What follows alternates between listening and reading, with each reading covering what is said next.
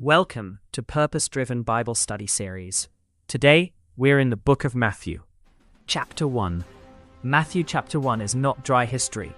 It is God preaching a whole sermon through a family tree and a scandalous pregnancy. It shows you that Jesus steps right into messy bloodlines, broken stories, and risky obedience to bring salvation. 1. A family tree that preaches grace. Matthew opens with a long list of names to shout. Jesus did not drop out of the sky. He stepped into real history, real families, real sin.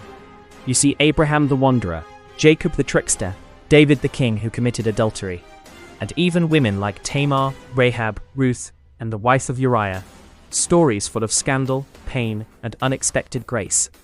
That genealogy is God saying, I can take liars, adulterers, outsiders, broken men and women, and still bring forth my purpose. Every time you feel like your bloodline is too messy, your past too dirty, your record too long, Matthew chapter 1 is shouting, look at this list. You are exactly the kind of person God can redeem and use. Everyday life. You might say, my family is full of addiction, divorce, secrets, and shame.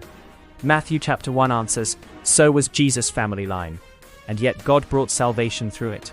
Your history does not cancel his destiny. 2. 3 seasons, same faithful God. Matthew points out that the line is arranged in 3 movements, from Abraham to David, from David to exile, from exile to Christ. That is God showing you. There are seasons of promise, seasons of power, and seasons where it looks like everything has fallen apart. But in all of them, God is still steering the story toward Jesus. In your life there was a time of beginnings, Abraham, a time you seemed to be winning, David, and a time you lost almost everything, exile. Yet even in the exile seasons, God is quietly setting up the birth of something new. Everyday life. Maybe you are in a season where you feel exiled, finances low, relationships strained, dreams delayed.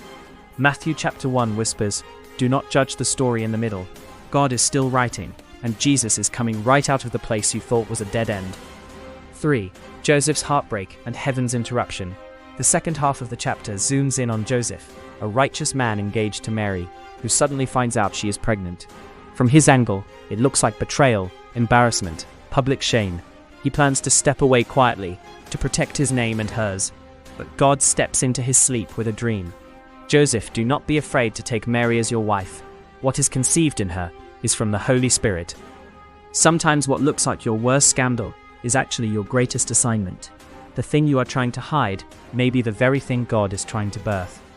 Everyday life.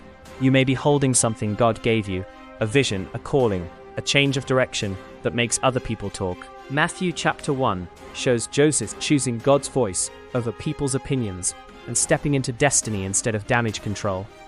4. Jesus, God saves, God with us. The angel tells Joseph, call his name Jesus, for he will save his people from their sins. That means the core identity of Jesus is Savior, not life coach, not motivational speaker, but the one who reaches into the deepest mess called sin and pulls you out. Matthew then says all of this fulfills the prophecy. They will call him Emmanuel, God with us. Not God far away, not God watching, but God stepping into human skin, human pain, human temptation, human tears. Everyday life, when you stand in your kitchen, on your job, in your car saying, nobody understands me, nobody sees me. Matthew chapter 1 is preaching, Emmanuel, God with you, in it, right now. When you feel dirty, bound, ashamed by sin, that name Jesus declares, I did not come to admire your chains. I came to save you from them. 5. Obedience that shifts the whole atmosphere. Joseph wakes up from his dream and does exactly what the angel commanded. He takes Mary as his wife, protects her, names the child Jesus, and waits in purity until after the birth. He chooses obedience over reputation, faith over fear, surrender over control. One man's yes becomes the doorway through which the Savior steps into the world. Everyday life. Your obedience may look small, forgiving someone, leaving a toxic relationship, starting that prayer channel, saying yes to God's direction. But in heaven's eyes, that yes rearranges generations after you. Matthew chapter 1 teaches that God is not just looking for perfect people, he is looking for willing people. People who will say, I do not fully understand this, but I trust you. This will be a complete series on the book of Matthew. so please stay tuned for the next lesson.